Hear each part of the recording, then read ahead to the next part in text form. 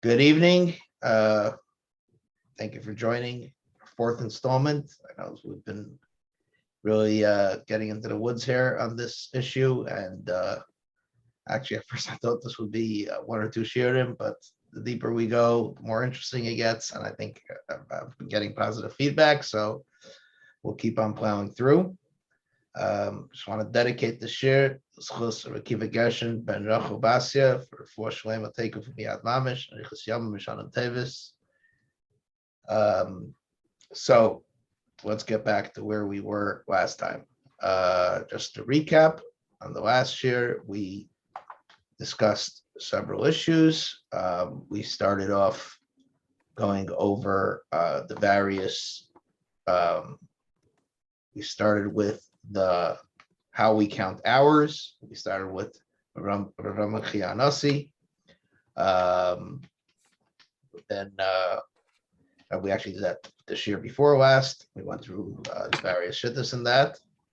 Then we went to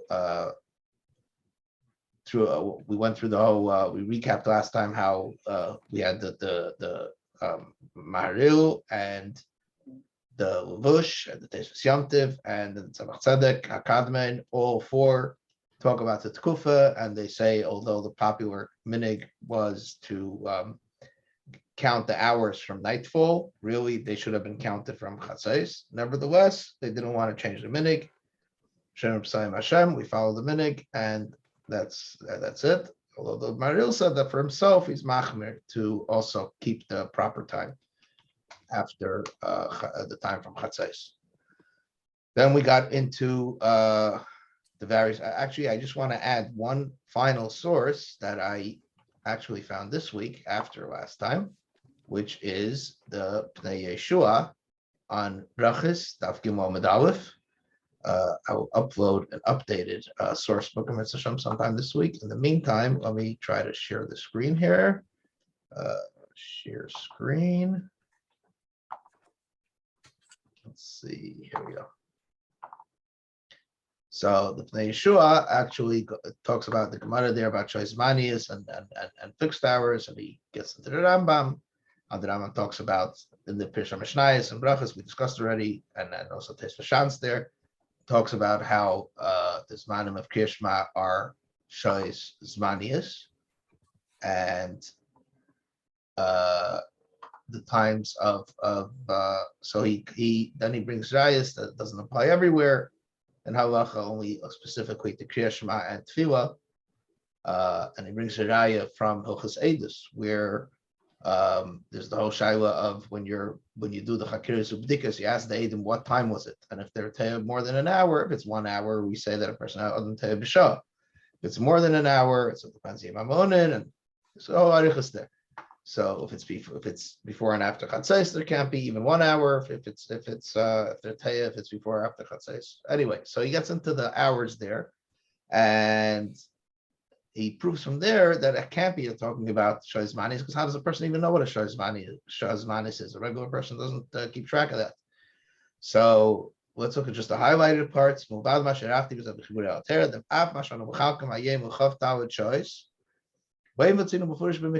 That we are these days, we split the 24 hours into we split the Meis Leis into 24 hours. We don't find an explicit source for it in Torah. It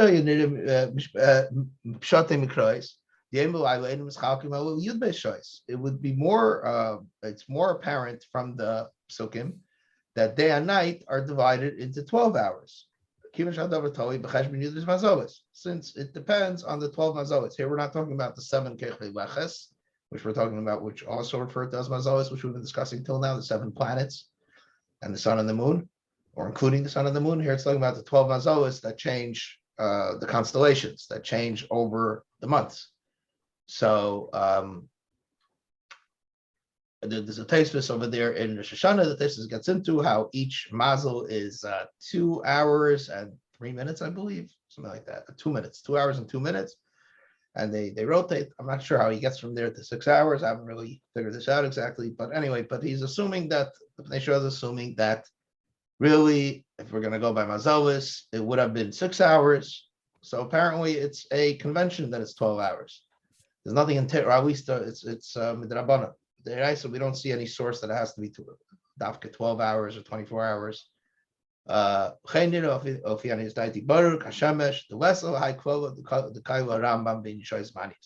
Therefore, it seems clear to me, clear as the sun, that the klal that the Rambam says in Perush HaMishnayos, that all halachic hours Hashois Manias does not apply. Rather, in each thing we look at it for itself, whether it's Shois Manias or Shois Shabbos. Sometimes we count Shois Manias where it makes sense, as he explained previously here, the part that we skipped over, that about for Zman Kriya Shema Zman Tefillah, it makes sense because a person wakes up a certain time into the day, a certain time after sunrise, or a certain portion of the day. So there we count Shois Manias. However, and sometimes we count the opposite. We count Shois Shabbos, equal hours. So we count 24 equal hours. Bottom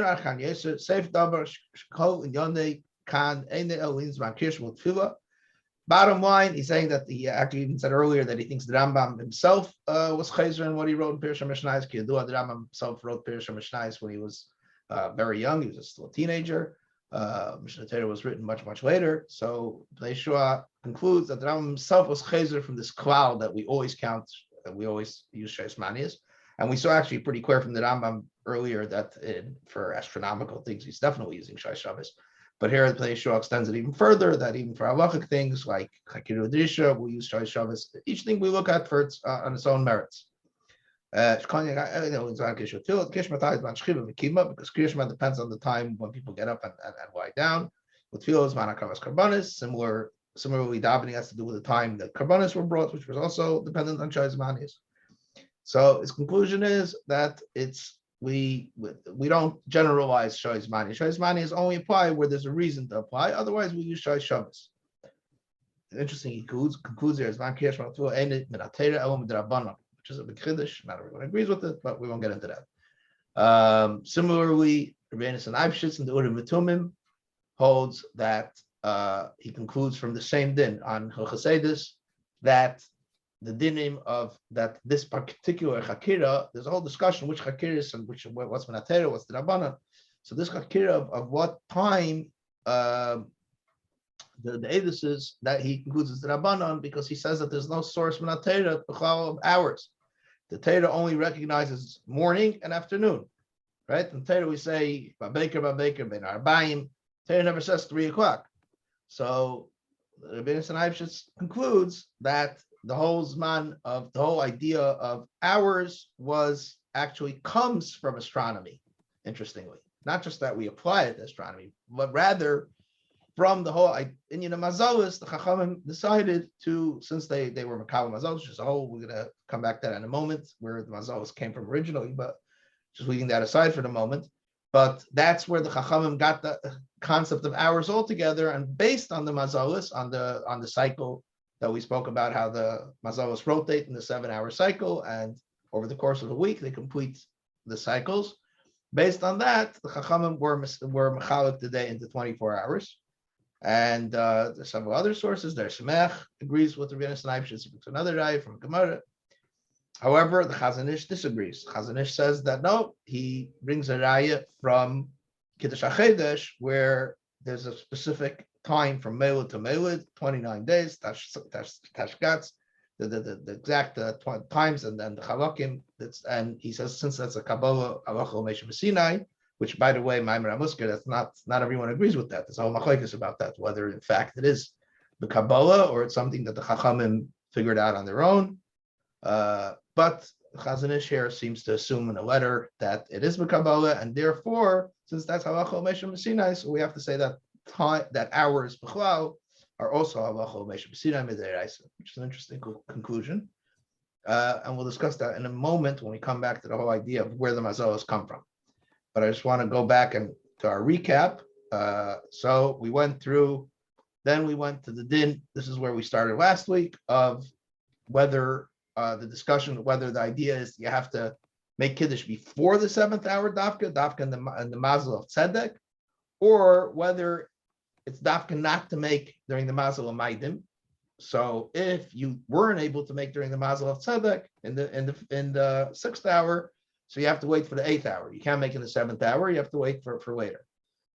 So first we started with the discussion of when is the time of Kiddush, Shabbos night, which before you can get the Kiddush, we have to first examine the time of Ma'ariv, which we did. We discussed the Gemara and Brachas, and the minhag, the ancient minhag in the time of the Rishonim, and even through the time of the Achrenim, till a couple hundred years ago, was to daven Ma'ariv early for very practical reasons, and to rely on Rabbi Yehuda, as the Gemara says, David Kamar Ovid, and that was the common custom. But specifically with Shabbos, it's a little more complicated, because we saw in the Gemara in the Babli in Brachas that we saw that Rav Bar said that Rav davened on Erev the Ma'ariv of Shabbos and Erev Shabbos, and also that says that Rav made Kiddush as well on wine. He made Kiddush before night, still on Erev Shabbos. So and then there's a difference in the Girsa there, whether we say the halacha is that way or not. So whether the halacha is like Mנחem and Shmuel that said that it applies to Kiddush as well. So we saw that the Rif and the Rosh don't have the Girsa Chesakavasai, so it's a little unclear. But most Rishonim do paskin from here that you could make Kiddush before nightfall. Then we saw the Yerushalmi, who seems to imply, based on the Tosefta, that the Tosefta expands on the Mishnah. Our Mishnah says, which is Tesek Rechavim, whereas the Tosefta gives another opinion that from the time that people eat the Suda on Shabbos night, and the Yerushalmi says that Kraven Devren Shavin, that those times are pretty close. It's not a big difference. It's a very close times given. And so this is, but it seems, and there it says that it's about in the first hour or two of the night. So it's clear that it's after nightfall is the time to eat Shabbos night. Just important to note that generally, it's a bit of a tangent, but it's important to know that the editors, the Amiroim of the Babli and the redactors of the Babli did not have the Tosefta the way we have it today. The Tosefta we have today was known only in Eretz Yisrael, and that's why it's quoted all the time in the Yerushalmi, whereas the Babli had particular braises, which are brought down all the time, of course. But there are plenty of braises or parts of the Tosefta that's clear that the Babli didn't have, because we see discussions in Babli where if they knew of that braisa, they would have certainly cited it. So it's very clear they did not have access to it.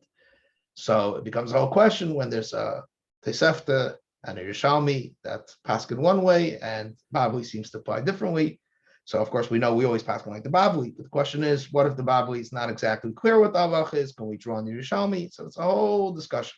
The Rambam, of course, was pretty liberal with that, in contrast to other Rishonim who stuck pretty much to the Babli. They only quoted the Yerushalmi to contrast, to compare, to explain, but as far as halacha, they drew on the Babli almost exclusively, whereas the Rambam often draws on the Tosefta, the Yerushalmi, and other sources with Rashi halacha, and even sometimes against what seems to be the implication of the Babli, where it's not a clear maskana of the Babli.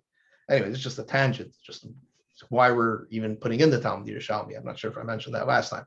So here we had a Gemara in the Babli that we said that Rav seemed we know that Rav davened early in Erev Shabbos. Rav נחum Shmuel said that he also made Kiddush, but it's not clear if the Gemara paskin that way, because we had the two Gersos in the Gemara, so the Yerushalmi is relevant.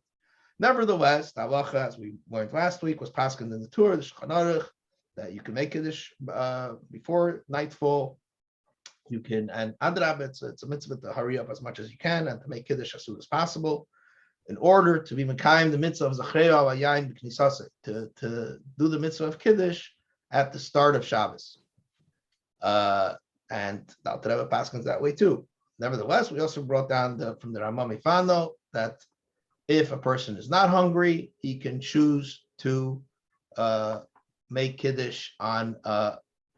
He can choose to wait to make Kiddush if he's not hungry. And since he was already Mekayim, the mitzvah of Zachrei al Yayin, by I'm sorry, he was Mekayim mitzvah of Schira Midiraisa. Now he wasn't Mekayim Schira Alayan, he was Mekayim mitzvah of Schira Shabbos Midiraisa during davening. So then we went into the sources. We mentioned the Divrei Chamudis from the Tesis Yomtiv, that in his time already they started davening on time, Ma'ariv, not early. And the Maram Shif actually condemns the practice of davening Ma'ariv early, especially on Shabbos, and especially making Kiddush before it says. We also mentioned in passing, even though we're not going to get into it, because it's a whole sugya, the whole machlokes, whether you have to eat kazayis or kabeya of bread after nightfall to be Yetz of the mitzvah of Suda Shabbos, which the Alter Rebbe brings down. You should try to do to be Yetz of that shit too, but we're not going to get into that now. And then we brought also, of course, from the tshuva of the Alter Rebbe, that in his time it became customary to daven Ma'ariv on time, and by the Tzemach Tzedek already, Tzemach Tzedek has a shayla of someone whose practice is to daven Ma'ariv always on time. If he's in a place where the only minyan is early, if he has to daven with a minyan, or he can keep his practice. And Tzemach Tzedek says that he should keep his, or can at least. It's not really clear if he's saying can or should, but he could daven on time, even if that means davening b'chidus. So that's as far as Ma'ariv goes. Now we went through the Pesachim that bring down this minhag. So the two main Pesachim that bring this down are the Eilas Shabbos and the Magen Avraham, who are contemporaries and frequent Barei Pukta. They frequently argue with each other. So they both bring down this Tikkunei Shabbos, but they bring it down very differently, and it's worth reviewing because this is going to be very key to our understanding this minhag, how the Alter Rebbe brings it down, and our further discussion. So the Tikkunei Shabbos brings down that he has to make Kiddush before the Mazel Maidim comes, since the beginning of Shabbos is Mazel Maidim. But if he wasn't able to do it before, he has to wait and do it after the Mazel Maidim passes, not in the 7th hour. So this is the first source we have, that not only is it an Indian to make Kiddush in the Mazel Tzedek before Maidim, but if you miss that, you wait and do it during Mazel Maidim. Next thing we have is the Magen Avraham. The Magen Avraham, we spoke about, some people understand it differently, but the way I understand it, is that the Magen Avraham first brings down Tikkunei Shabbos to make Kiddush before. He doesn't mention making Kiddush after. And then he brings down the Rama Mifano that you can, if you're not hungry, you don't have to hurry, since you davened already at time. And then he brings down also the Yerushalmi that there's a tzad also to dafka make Kiddush by night. So the way I understand it, he's bringing down 3 separate inyanim here, and each one has its each is a separate inyan on its own. I don't think they're connected. Others understand it differently, that the second qualifies the first, and then the third sort of reinforces the second. That there is a tzad to wait, but I don't. I find that difficult to read into the Magen Avraham. It seems to be saying 3 different things.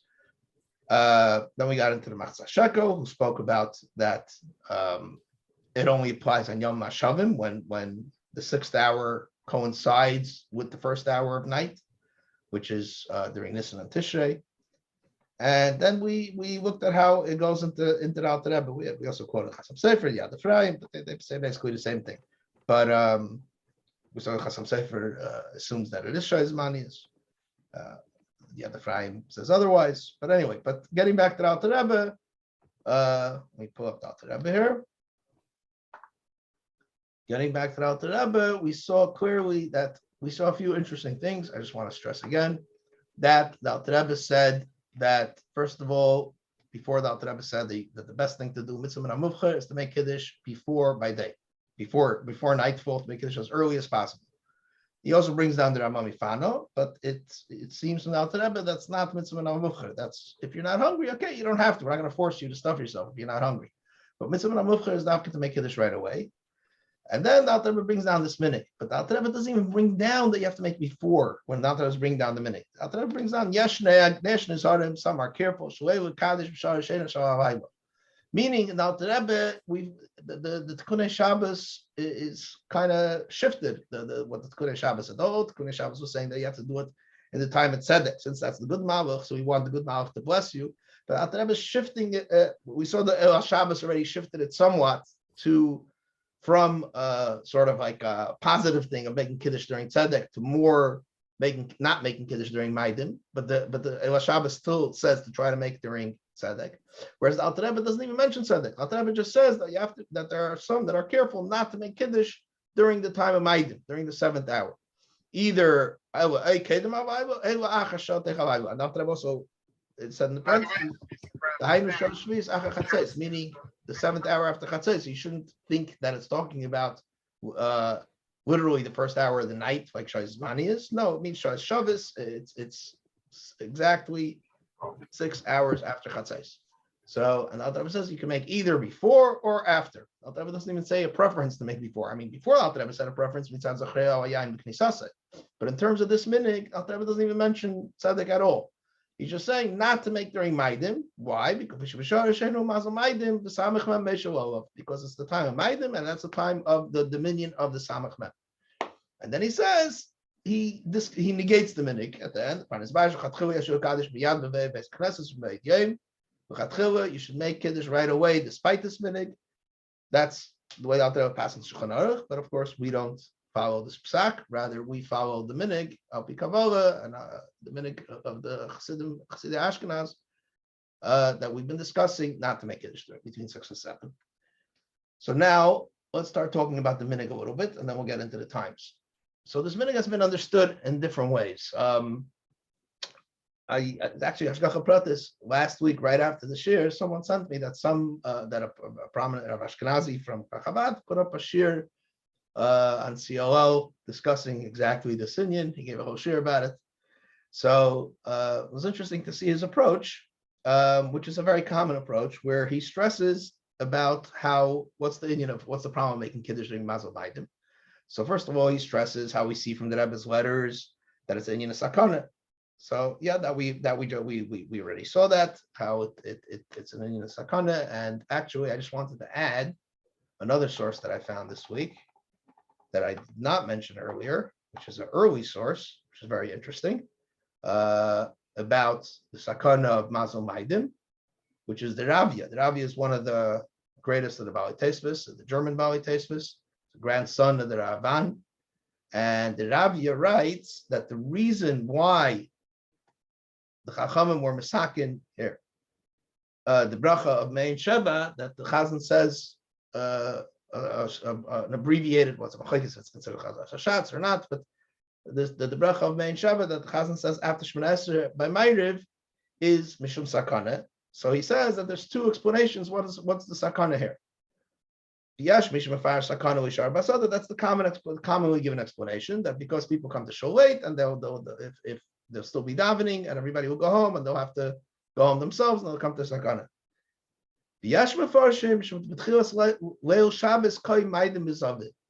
And this is his Kiddush. He says that he's saying he must have heard it somewhere, but I'm not aware of anywhere else where it's brought down this reason, that the reason Chachamim were misakin Me'en Shava was to take off the sakana of the beginning of Shabbos night in order to delay. It seems, I mean, I don't know how else to understand this, that Pasha to delay people, that by the time you get home, it takes longer, davening takes longer, you get home longer. So it seems to be hinting that you shouldn't make Kiddush during the time of the Mazel of Maidim. That's, I might be stretching it, but it's a source for this chash of the sakana of the Mazel of Maidim. It's also a source for the fact that it's a sakana, not just like a mitzvah. Some seem to understand it as like a mitzvah that we want to make Kiddush by tzedek, that it's a positive time, but it's very clear here that it's a sakana, and that's the kav that Rebbe takes in his letters about. That's why place where they're not makbid, we say Shem Epsayim Hashem, and also the Rebbe discusses Shem Mitzvah Davara.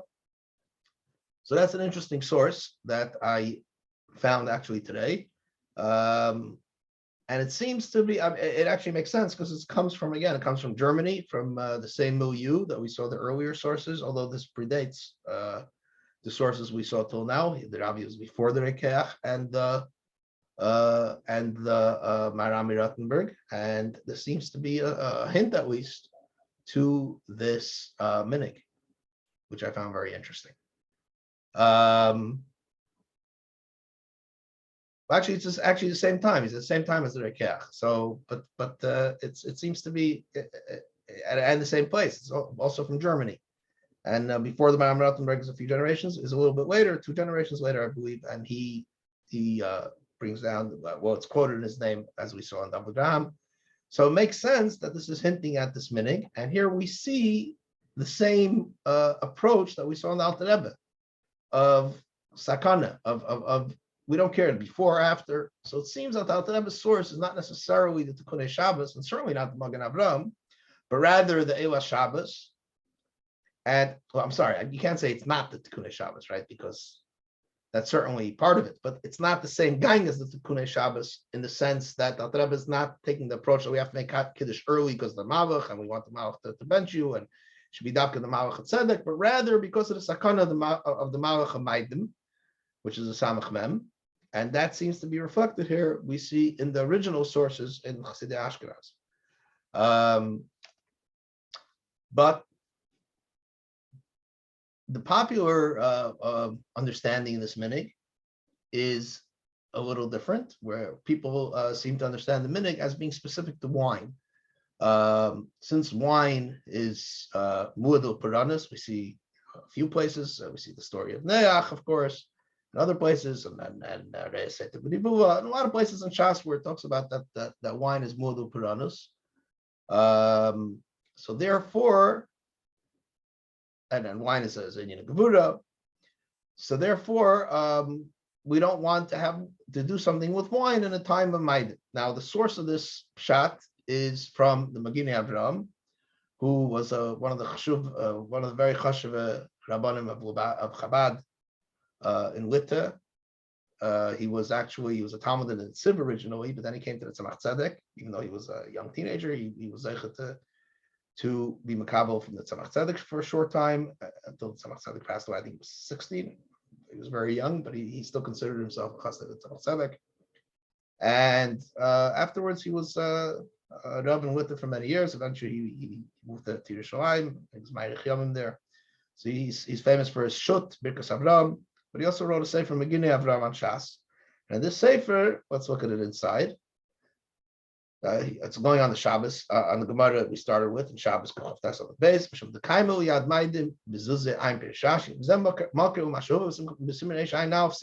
This is the source for that that's brought down. Shulchan Aruch Siman Eish Ayin Aleph Sif Aleph Magen Avraham Ubar Heitev Shem Atkunei Shabbos Sheikadesh Kedem Vayvachu V'chein Yikadesh B'Tzedek Eyam Tnat Sheyav B'Shalos Maidim Yikadesh. That's the source for making Kiddush in Tzedek, or waiting until the time of Maidim passes, and then he makes Kiddush, which here he's quoting the Eilas Shabbos. I think the Bayer Hated brings it from the Eilas Shabbos, if I'm not mistaken.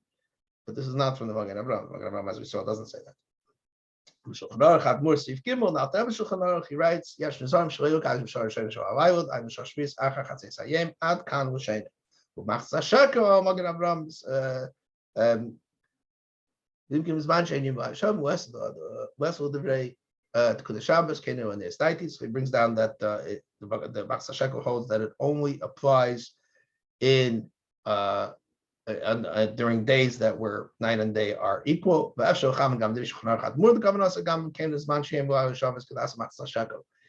possible to also interpret out the Rebbe that it's talking about Yom Hashem.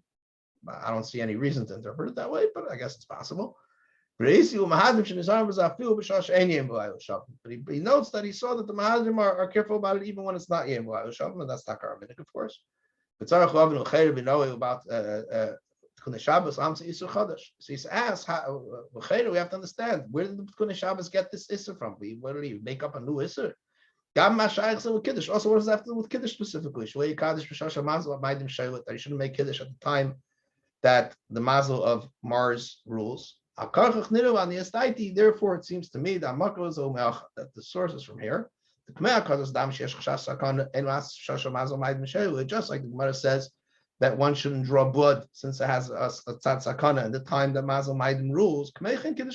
So too, making kiddush on wine. Why? Because wine can also cause a sakana. So this is really the source for this perception that this has to do with wine.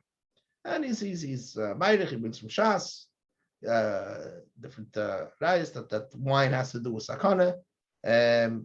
So let's just look at the end. From this, the Tikkun Shabbos invented or came up with this Kiddush that you shouldn't make Kiddush on wine at the time of Mazel Maidim rules. If so, according to this, there's no chashash of making Kiddush on wine, only making Kiddush on bread. And some even take it a step further, which I'm not aware of any source for this, but some have this perception that it's only red wine, not white wine. White wine you could make Kiddush because red wine has to. Red, of course, is Gvura. You see, red is the mazel of Maidim. Maidim is Moshe Adam, right? Maidim is called Maidim because Mars is the red planet. And we see all over that these things go together. We see that a redhead has a propensity to shvitus dam, as the Gemara says. He should be a sheichet or male. And Esav, of course, and Esav's mazel is Maidim, and in the pasuk Aviteni Nomen Adam Adam Azeh, when Esav says, "Give me from the red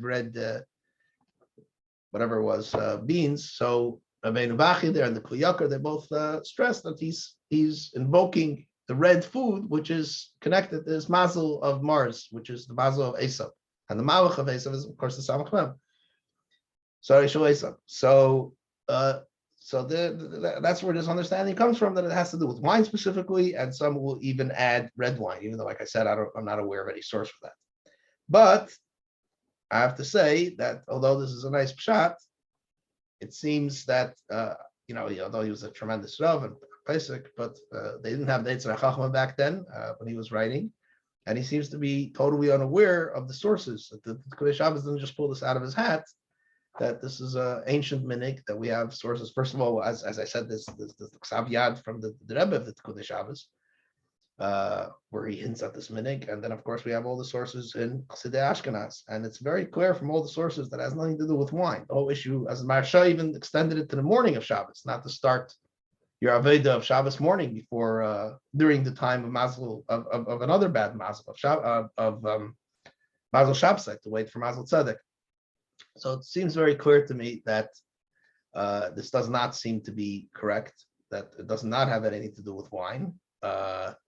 It's about what does it have to do with Kiddush. You ask what it has to do with Kiddush, because Kiddush is Gatsheu al Yayin. That's the way Chazal Misakin, how we are Mekadesh the Shabbos. That's sort of like the beginning, right?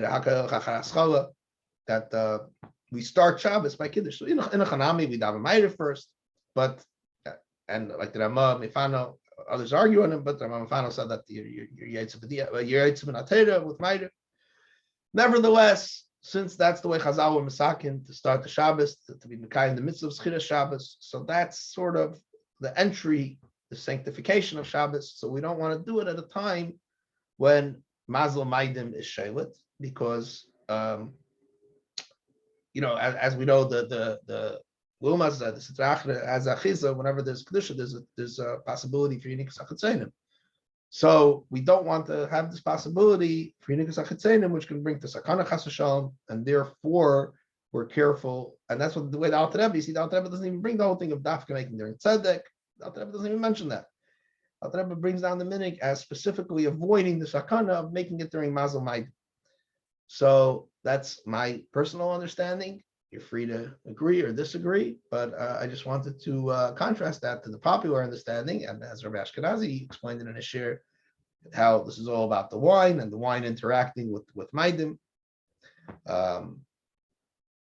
He also stressed that the Alter Rebbe brings that there's two things: there's the Mazel Maidim and there's the Malach, which I think I also don't understand that. It seems to me that the whole thing, the Mazolis, is that when the Mazolis are Shelut, it means that their Malach is Shelut, meaning that the Shefa Liki goes through, so to speak, the Memshala of that Malach. The Malach is the one who's the minister appointed over the Shefa Liki that comes down during that time. So it seems to me it's the same thing. Now that was just explaining what's the problem with Mazel Maidim, because that's the Samach Mem, that's the Lumasa. So that's why we have to be careful not to give it an Achiza. And I think there's a few ways to prove this. Firstly, that we don't, the Alter Rebbe is not Mechalek, we think Kiddush al Yayin, Kiddush al Pas. It's a Kiddush to say that's only talking about Kiddush al Yayin, when the Alter Rebbe doesn't mention that. The Alter Rebbe says not to be Kaddish, and that's what all the sources are talking about. Secondly, Havdalah, although Rabbi Ashkenazi says that Havdalah is different, because you're not being Mekadosh the Shabbos. But if it's about the wine, who cares? You're doing a mitzvah with wine, right? Thirdly, we don't see anywhere not to make Kiddush Shabbos day during the time of Maidim, right? Excuse me. As we saw on the chart, Mazel Maidim also has Shvita during Shabbos day, Shabbos afternoon, I think 3 o'clock, if I remember correctly. So if this were correct, we should be careful not to make it the Shabbos day during that time. And we never heard anyone say that. So too on Yom Tov when it comes out, Mazel Maidim, it's specifically about Shabbos, where it's Dafka. The Shabbos is the first hour of Shabbos. Although, of course, as we said, it's not literally the first hour, but it's the first hour of the night in when we consider night from 6 o'clock. Since it starts off with Maidim, and therefore we don't want to accept Shabbos with Maidim, and or as the Maharsha explained that Adrab, that's a way to turn over the Lumasa into a positive thing of Shamash b'Shabbos Tzedakah, that Dafka through waiting and not making Kiddush during the time of Maidim.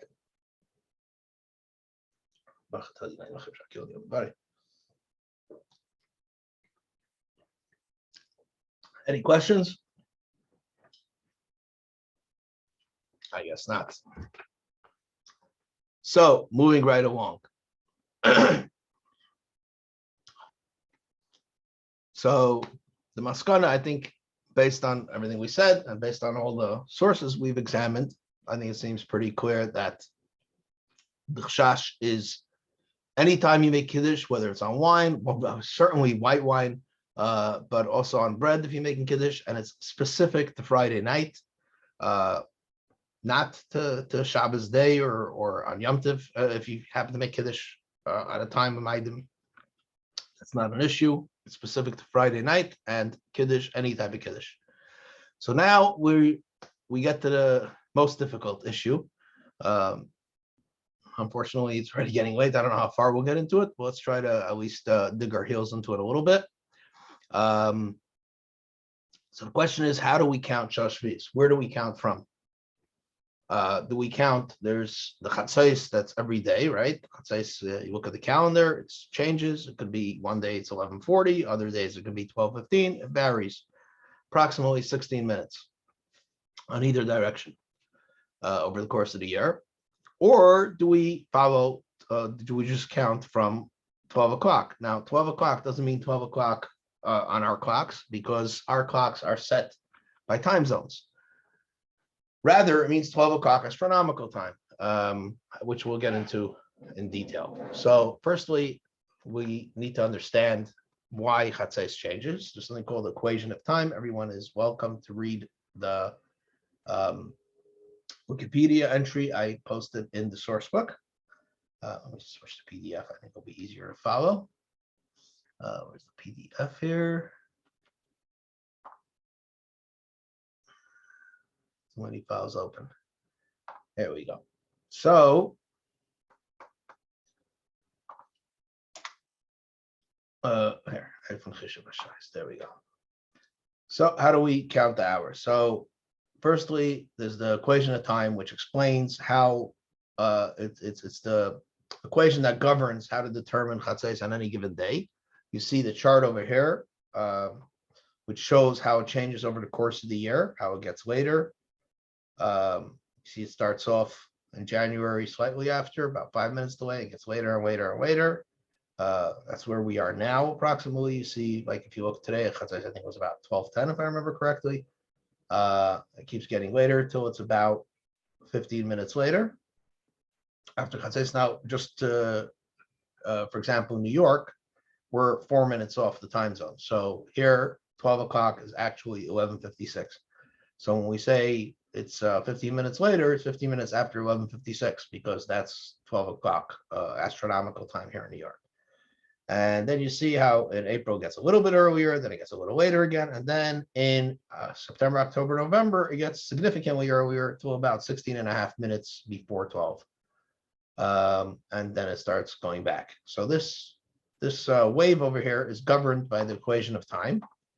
Now there are 4 times a year when the chatzos, actual chatzos, coincides with 12 o'clock, with chatzos and tzoi. Chatzos and tzoi is the average chatzos of the entire year. So there are 4 days a year where they coincide. Here,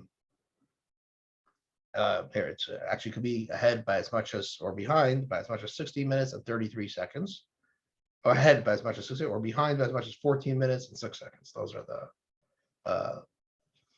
the earliest and the latest. So the equation of time has zeros. That's when this line, the wave, crosses the solid line, the 0 line, on approximately. This changes from year to year because, of course, our calendar is not exact. We have leap years to make up for that, because it's not the exact time of this year. Well, we'll get to that afterwards when we talk about the Tkufa. But anyway, but this the equation has zeros on the 15th of April, the 13th of June, the 1st of September, and the 25th of December. So approximately on those 4 days, if you're curious when chatzos, when astronomical noon is at your location, you can check chatzos on any of those 4 days, and that will give you the astronomical noon. Somebody actually made a website to do this automatically. I have a link for it here somewhere. Here, actually looked up a bunch of cities just to give people an idea how it differentiates from the time zone. But then after I did this, someone told me about this website, seventhhour.info, that does it for you automatically without having to look up those dates. But anyway, it's very easy. You just pick one of those dates and you look up chatzos on that day.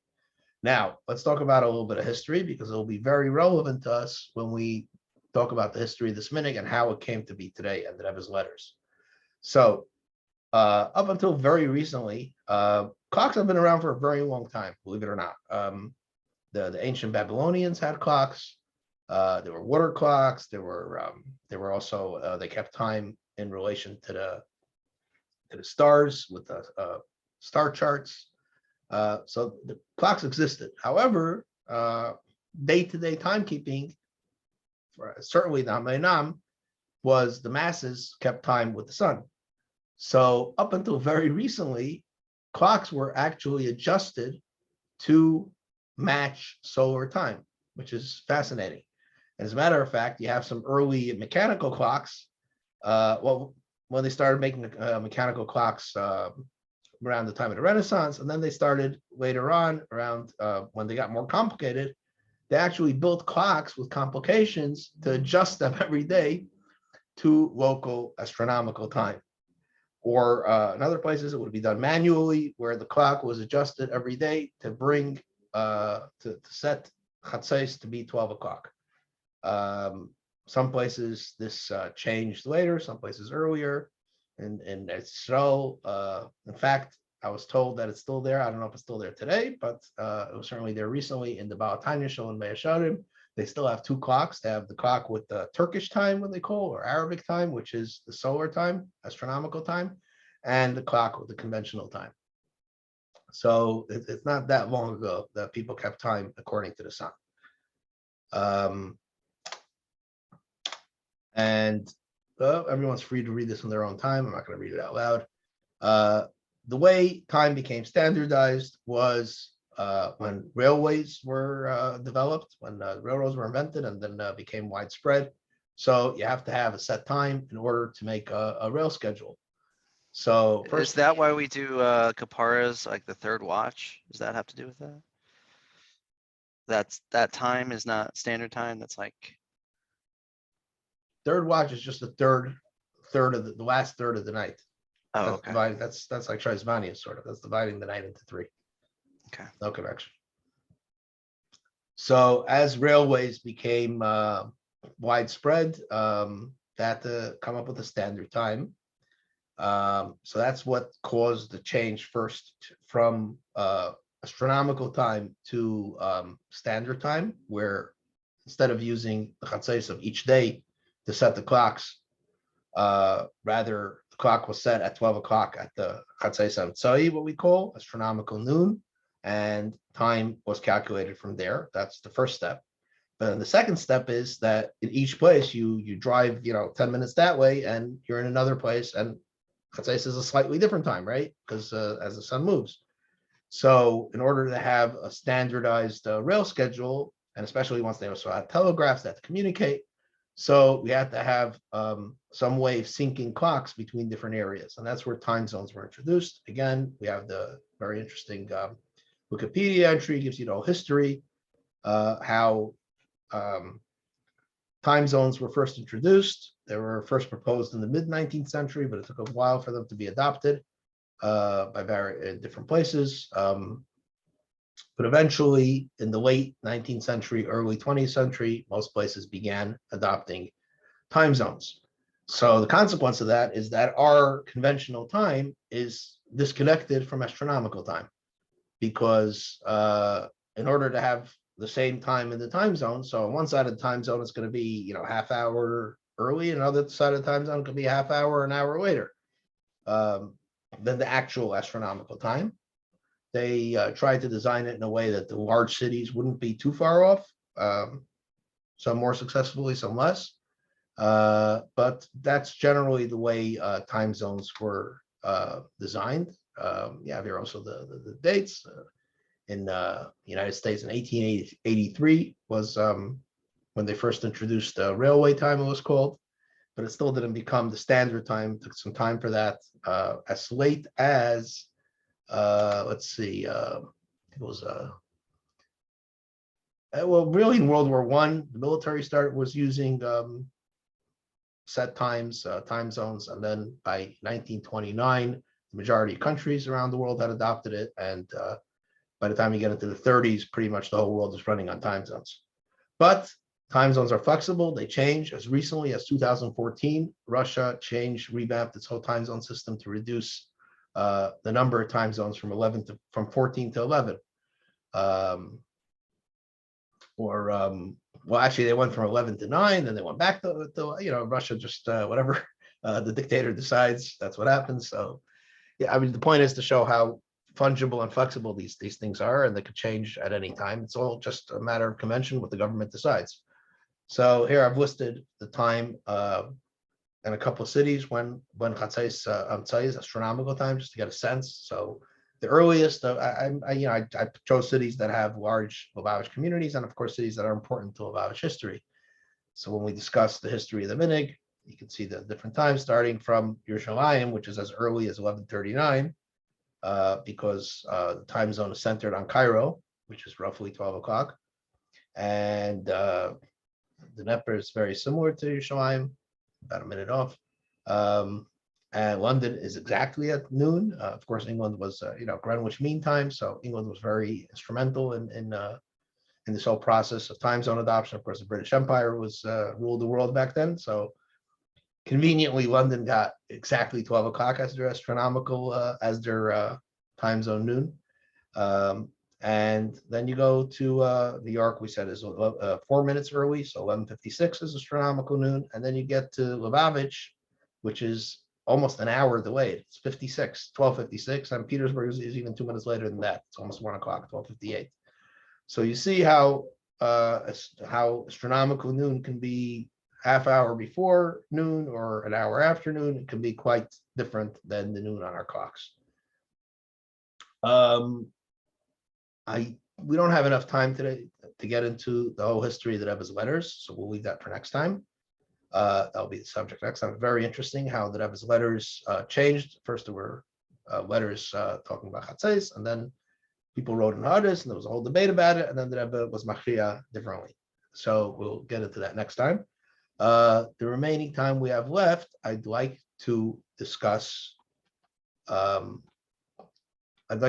what some people asked me about. Stop share. Some people asked me about generally, actually, Rabbi Goldhaber, who we mentioned last time, the researcher who came up with the solution to the age-old mystery of who authored the Chentas Yamim. So I was talking to him about it, and he challenged me with this whole minhag. How does it fit with Chazal and with halacha in terms of the source of astrology and seeming to have chas shama other influences, and how it fits with halacha of not being menachesh. So let's spend the next 10 minutes talking about that. So firstly, astrology goes back a very long time. The earliest sources we have of astrology is the Chaldeans, who were about approximately 4,000 years ago in the area that's today Iraq, which interestingly coincides with where Avraham Avinu, the time and place of Avraham Avinu. And there are several sources that Avraham Avinu was himself a great astronomer. Of course, Rashi says by the Bris Ben Absarim, Hashem tells Avram, to transcend your, because Avram thought based on the stars, on astrology, that he could not have children, and Hashem tells him to transcend that, and he will be able to have children. So we have the Sefer Yizil HaMalch, which we discussed earlier, which although the form we have today was written by the Rekeach, it's based on a tradition that's mentioned in very early sources by the Zayar, and then the Geonim discuss it. It's a sefer that was given, or the teichen of it, the secrets of the malachim and the mazalis were given to other edition by this malach Yizil, and they were passed on. It says that Chanech was a great, astronomer and astrologer are used interchangeably, of course, until the Enlightenment, 300 years ago, 350 years ago. So it talks about the time of the Mabul, the astronomers, and then of course Avraham Avinu, and we have plenty of sources throughout Chazal that talk about Mazalis and it's Tagninus astrology. It's mentioned all over Shas multiple times. Interestingly, this whole hourly chart that we were talking about, which Mazel rules, which is universal today, came down to Western civilization through the Greeks, who adopted astrology very eagerly, learning it first from the Chaldeans. And they developed their own system of astrology, which incorporates these hours. But common wisdom is that comes from the Greeks. But many argue that it actually is Jewish in source, because the whole system is based on the idea that Hashem created the Mazalis on Tuesday night, meaning Leil Revi. And the cycle starts from Leil Revi, we go through the planets in the order of their nearness and distance from Earth. So based on that, let's go back to that chart. We'll see the chart. I think it'll be easier to understand. Am I making sense? Hope everyone's following. Basically, the idea is that if you look at the chart, right? So it starts on Leil Revi, where we go through the Keichav Levana Shabbos Tzedek Maidim Chama Nega, where Nega is the closest, and Chama we go from furthest to closest. So the system starts on the night Erev Revi, where it starts with from furthest to right. So it goes from furthest to closest with Shabbos, and then Tzedek. So it goes from the furthest of the Mazolis, which is Shabbos, which is Saturn, and then Tzedek, Jupiter, Mars, etc. So the whole system starts with the beginning of night, early Yom Revi, which is, of course, based on Torah. So it makes a lot of sense that this whole idea originated. It's a Jewish idea, and in fact, it could be Halacha Moshe Sinai if you accept the view that the whole system of how we do the Ibur is based on that it was Halacha Moshe Sinai. And of course, we discussed the Chazon Ish earlier, but I'm sorry, I think I forgot to share the screen. I'm talking about the screen, and I forgot to share it. Stupid me. Let's see. Let me just pull up that chart. So yeah, so you see right here how the system starts on early Yom Revi. Next time, if I forget this, I'm talking about the screen, I forget to share, please someone speak up and tell me, because it's very hard for me to notice. So now this thing froze on me. All right. Okay, so we see that, pull it up again. Here we go. So the whole system is based on the Torah, on the Sheish Bereshis and the Me'eris Nitlu B'Revi, that the luminaries were hung in the sky on the night they were created on the fourth day. I'll tell us they were created right at the beginning of the fourth day, and that's when they started their cycle. And the entire astrology is based on that. So it seems there's a very strong argument that the Greeks got it from the Yidden, in fact. Whether you say that's Alchol Mesham Sinai or that the Yidden came up with it based on the Torah, but it certainly seems to be a Jewish idea more than a Goyish idea. And then it was adopted by the Greeks, and from there the whole world adopted it. So that's as far as it coming from Goyim. But even if you argue that it does come from Goyim, it doesn't make a difference, because at the end of the day, these are traditions that go back to way back. I mean, it goes back originally to other Mauritian, right? We said the Rizio Amalach, and this entire of the secrets of the Mazalis and the Malachim, and certainly the Goyim received it as well from other Mauritian and Chachma Bumis Taimin. So even if even if it's something that would even if we assume it was made up by Goyim, the Rebbe's approach is that everything's b'hashgacha pratis. So it doesn't really matter where something comes from, right? So, for example, some discount, we know the chapters and number of sukkim in Torah was set up by Christian printers. There's no Yiddish source for the chapters, and of course the psukim are Sinai from the Sefer, from the Gemara, but certainly the number of the psukim is based on the chapters. That's all from the Goyim. Nevertheless, the Rebbe's medayik based on the number of the Perek and the pasuk. The Rebbe says Hashgacha Pratis. Who cares where it comes from? So that's very much the Rebbe's approach, that whatever it is, it's Hashgacha Pratis. So this was incorporated into Torah, whether it came from originally Jewish sources or not, doesn't matter. It certainly became part of Torah, just like astronomy.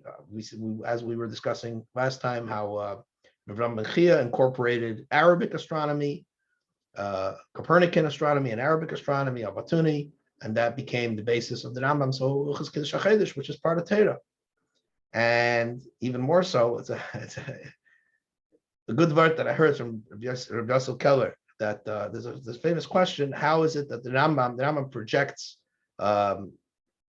he multiplies Al-Batuni's cheshbenis into years and decades, and based on the charts Al-Batuni made in short terms, over short periods of time, he then multiplies and estimates much longer periods of time. But very interestingly, the Rambam's estimates for the longer periods turn out to be far more accurate than the numbers he starts off with. How does that make any sense, right? Usually when you're multiplying, rounding, you're going to get less accurate numbers, not more accurate. But today we have, modern science gives us very precise numbers, and we see that the Rambam was very, virtually exactly right on. So Vessel Keller said a good word, that we say alma, that the Eibishter, when the Eibishter created the world, he looked in the Rambam, and based on that, he created the world. So it's not a pella that the times are exactly the way that Rambam writes it. It's not that the Rambam guessed the times. Okay, the Eibishter created the world that way. So that's one way of looking at it, or you could say it's Baruch HaKedesh. But anyway, just a geschmack of art that I wanted to share. But getting back to our subject at hand. So it's clear that this has deep roots in Chazal. Chazal talk about it. Of course, there's the discussion, the Machoikis, Yash Mazel Yisrael, Ein Mazel Yisrael. The Gemara concludes that Mazel certainly has an effect on Yidden. The question is how easy it is to transcend Mazel through Tfilis and Eisen Tevim. And that's the approach Chazal took. There's multiple Gemaras talking about it. There's the story of Rabbi Akiva's daughter, where she, astrologer told Rabbi Akiva that his daughter is going to die on her wedding day. And then when she was undoing her hair, she stuck the pin into the wall. And the next morning she found the snake pinned to the wall and about to strike. So, and then Rabbi Akiva asked her for what schus she had, and she told how while everybody was busy setting up the chasana, she took care of a poor person, gave him food, gave him money. So in that schus she was saved. So I mean, there's countless stories like that in Chazal, and the Rishonim talk about it, and there is some disagreement in the Rishonim how much stock to place in astrology and how we're supposed to approach it, whether we should. The real problem becomes the halachic problem is how much you're allowed to take into account. First of all, there's certainly an issue to consult with a Geisha astrologer. We have a mitzvah tamtim avayu kacha. You have to go in a way of tmimus, not a way of trying to figure things out. And we do our best, and we daven and mitzvahs, and we daven to Hashem that we will only have good mazel. Nevertheless, if you do learn something from astrologers, as you see from the story of Akiva, it can be taken into account. Now, the question is, can you act on it? Can you not act on it? So the whole discussion of Shein is also about, it's not just about astrology, about nichus generally. So machlokes, of course, the Rambam and the Ravid, famous machlokes, about how to interpret the Gemara, about nichus, whether you're allowed to make signs, to decide things based on signs. But bottom line, without getting into that whole sugya, the Shulchan, let me pull up the Shulchan Aruch here, in Yeridei Kufa in Tes, the Tur and the Shulchan Aruch talks about how you're not allowed to, for example, if somebody, a debt collector comes to you, you can't say, don't start with me, it's Shabbos, because it's a bad sign. You can't guide your actions based on signs and mazalas and things like that. Nevertheless, we'll carry in the Shulchan Aruch, so we say, although we don't do nichush, we don't do fortune telling, there is such a thing as a siman. There's a good sign, a omen. There are good omens, and there's chas v'shalom, not such good omens, and that's very the Beis Yosef brings it down. It brings down the Gemara. As actually the Gemara says that that's the nichush, that there's no nichush. It's Gemara in Chulin, but simana eka, that there is a sign, and there's different opinions exactly how the contours of that, what's considered nichush, what's considered a sign. No story with Eliezer, if you're about to do what Eliezer did, whether Eliezer's test with Rivka was whether it was purely nichush or whether it had some achizan teva because he was looking for a kind girl. So we're not going to get into that whole sugya, but it's an interesting sugya. But I just want to bring out that the idea of good omens and the siman tev, mazel tev, is something that's very deeply embedded in Yiddishkeit. There's certainly no chash of chas v'shalom chukas ha'akum or avodah or anything like that. And this idea of avoiding sakana of mazel maidim is no different than avoiding the sakana of the tkufa, that we don't drink water that was out during the tkufa, and other such sakana sbuliyas. And particularly something that's rooted, it's a minhag of that goes back a long way. We see it goes back to Hasidei Ashkenaz almost 1,000 years ago, and based on this Gemara in Shabbos about hakazas dam, about bloodletting, which is quite similar as we were discussing earlier. So this is he said, "Don't say about it, Kiddush, this minhag. There's no chash chas v'shalom of anything relating to avodah zarah or nichush or any geisha influences chas v'shalom." So I think we've addressed that issue. I guess we'll end with that for now. Next week, we will get back and we'll get into the really exciting part. Actually, this is all, these last 4 shiurim were all leading up to what we're going to be doing next week, which is trying to understand the Rebbe's answers and the Rebbe's letters on the subject, which is really the bottom line, because that's what we base our minhag on. The Rebbe's advice, of course. So we're going to see how the Rebbe addressed this issue, and several times we're going to try to understand what the Rebbe is saying. I really look forward to that because, like I said, this was all just an introduction to get up to this. So, Mitzvah Hashem, next week. Good Kiddush, everyone. And Agut Tanach, thank you for joining. And if you're watching on YouTube, don't forget to like, subscribe, so you get notifications every time I post. And you're all welcome to join every Wednesday night in Mitzvah Hashem. Or if you message me, WhatsApp or Facebook or any other way, contact me or email me, mashiachnow@gmail.com. I'm happy to add you to the WhatsApp group in case there's a change in schedule or any sources I want to share or further discussion. Feel free to message me. Any questions, any comments? Good